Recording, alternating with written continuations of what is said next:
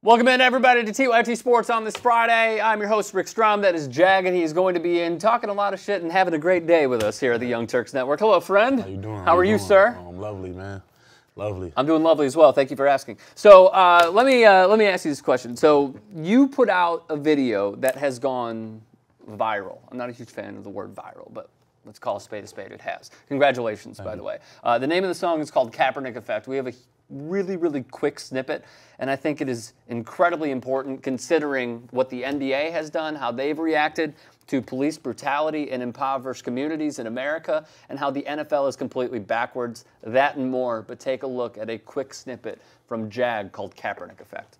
That's how you gon' act, boy. Wish I had my strap, boy. Wish I knew that y'all be blacking out, cause I'm a black boy. Black skin rapping for the blacks. You calling that noise? Point the gun at my head, and then you tell me act, boys. Come to my hood and watch you niggas get drowned. This how I feel when white cops go tell a nigga get down. So get down, nigga. Lay down and stay down, nigga. And keep your hands behind your back or I'ma spray round, nigga. Pulled over so much you gotta catch the greyhound, nigga. Your hands up. You blink wrong, it's gonna be mayhem, nigga. Facts. Your gun out. And you shooting cause I scared you? Well, if you get to shoot cause you scared, nigga, I'm scared too. Why we can't be equal, homie? Why my movie can't be long enough to see the sequel, homie? You ain't like the Reaper, homie. Why I can't stand in the street just for my people, homie? Yo, injecting us with poison and that shit is lethal, homie. Damn, it's like how I'm supposed to love y'all. So you can listen to the rest of it on iTunes, Tidal, as you're seeing at the end right there, Spotify, my streaming platform of choice, and then also SoundCloud. The inspiration is obvious. The lyrics are really good. Not that I'm one to be like, hey, I think you're this and that. But like, I mean, I fancy in music every once in a while. The inspiration had to come from Tamir Rice. It had to come from even what we saw this past week with Stephon Clark and many others. But what exactly made you put the pen to paper and want to do this? Everything that's been going on, and I just noticed how America does things, you know, something happening and we'll mourn for a second and there'll be memes up, hey, you know, rest in peace Trayvon, or we need justice, and then, you know, after months go by, it slows down. And then we get caught up into what they want us to see. Right. The weather. You know what I mean? Stuff like that. Totally. And, yeah, and it's still going on, like all these years, and you guys still haven't found a system to shut out the cops who are doing this. Right. You know what I mean? And so I just wanted to put it out at a time where I felt like everybody had forgot what's going on. And just so happened, you know, Clark, he ended up getting, you know, hit all those times like that. And, 20 times. Yeah, in his back. And, you know, that happened the same. We had planned to drop the video on that day we dropped it, and that happened the night before. So we woke up getting ready to drop the video and seeing all that. So it was like, it had to happen. Right. You know what I mean? And yeah, I just spoke as a black man. I've been pulled over by cops so many times and innocent, you know, they took my ID and checked it. I have no record, you know what I mean? You're supposed to let me go.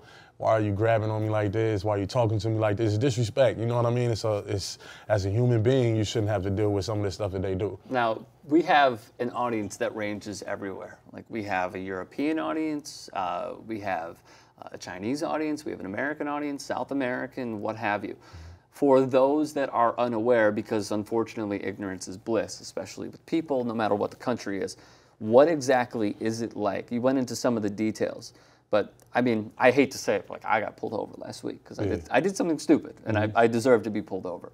But I was also thinking, how would this situation be vastly different if I just happened to be a black man? So what exactly is it that you've been pulled over for, or did you do literally nothing wrong and just got pulled over for DWB? Yeah, pulled over for whatever they say. You stopped. You passed the stop sign, or you're.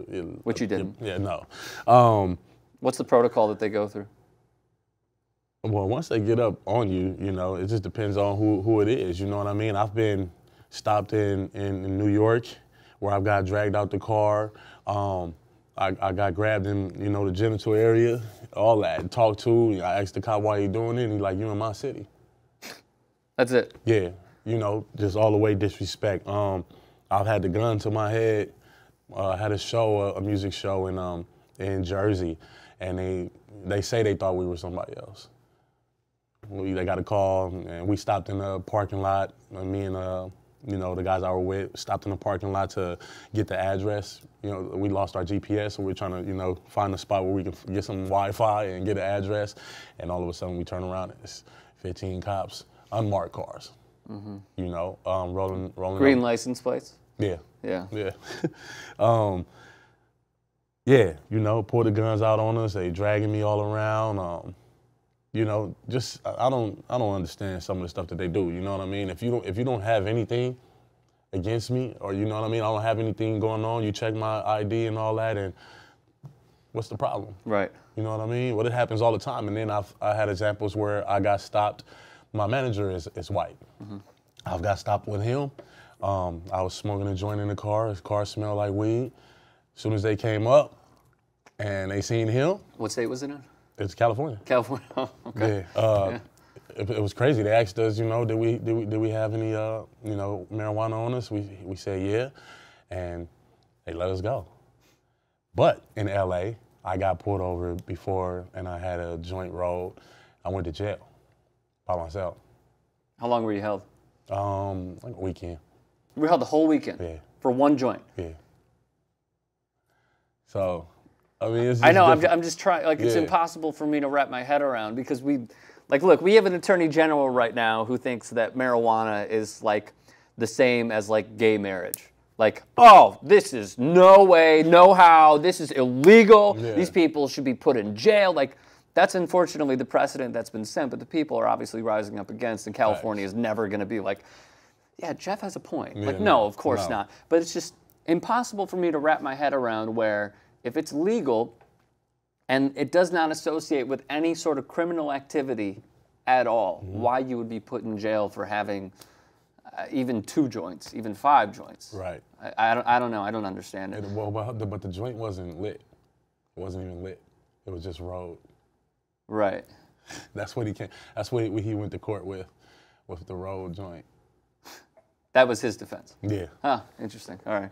Well, that's flawed. The name of the song is Kaepernick Effect.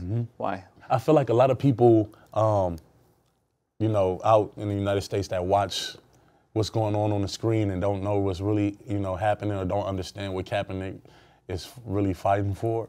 I wanted to show them this is why he's going so hard. Let me give you an example of how it feels, because you know we don't get a chance to see it on the news. They might just show the cop shoot the kid and he go down, or we don't hear everything that they saying and all that. We don't know what's going on. Well, even look at this. If you look at the Stephon Clark video, what the news is showing is not them handcuffing a dead body at that point, which is just ridiculous. Yeah. What they're showing is 2 cops with flashlights behind a brick wall and just shooting, and that's it. Yeah. That's what they use as B-roll. Yeah. That's terrible, man. Yeah. So So Kaepernick Effect is the name of it. Have you like reached out to him? Have you heard from him at all? Is he? I think we sent him the video, but he liked it. He followed me. That was big. That's awesome. Yeah, long as he's my seen people it, would you say know? Mazel Tov. Yeah, right. Long as he's seen it, that was my thing. You know, I just wanted to let him know that it's people out here that know what's going on, and we see how they treating you, and I just wanted to, you know, name it after him to, you know, keep it alive. I think there's something. Vince Staples said this in an interview recently. I think it was Complex, and Torre was interviewing him, and he said there's something beautiful. I'm summarizing here. There's something beautiful about not having a lot of cuts in a music video, and he likes the smooth way of flowing with 1 camera shot, maybe 2, and not having bang, bang, bang, bang, bang, which is unfortunately what we do in the media. It's completely opposite, but hey, different strokes. But what I noticed with yours was it had this clean feeling of just a simple zooming out throughout the entirety of it. Why? Well, I got inspired first off from, you know, Joyner Lucas. It was a kid named Katori Walker. They had, you know, did similar things. And I felt like the way I was talking and the feeling that I had, that it needed to be something similar to that. You know what I mean? Something to where it's not a lot.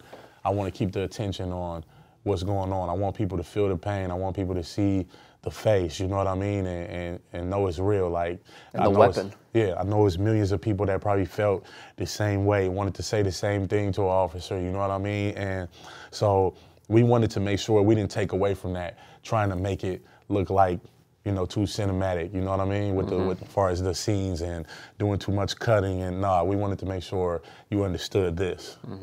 And how long did it take to shoot? 45 seconds. that was one take. Yeah. While shooting that, the reason why the video cuts like that is because the cops actually came. Oh, really? Yeah, while we were shooting.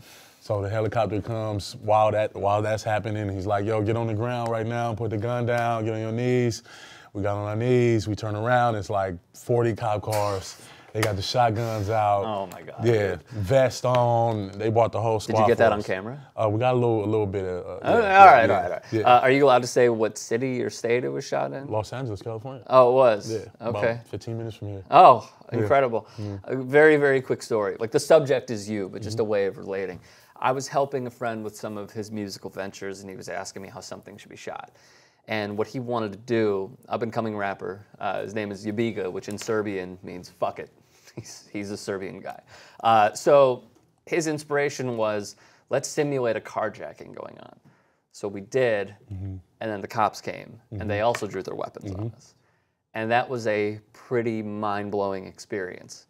It's not, But even for me, to experience something like that in the span of 30 seconds, and me just talking to him and saying, this is a plastic little thing. It's like a Nerf thing. Yeah. And then having another car come in and another car come in. I experienced that for, again, 30 seconds, maybe a minute. Everything was cool. They were like, you need a permit in order to do this. Stop doing this. And they did.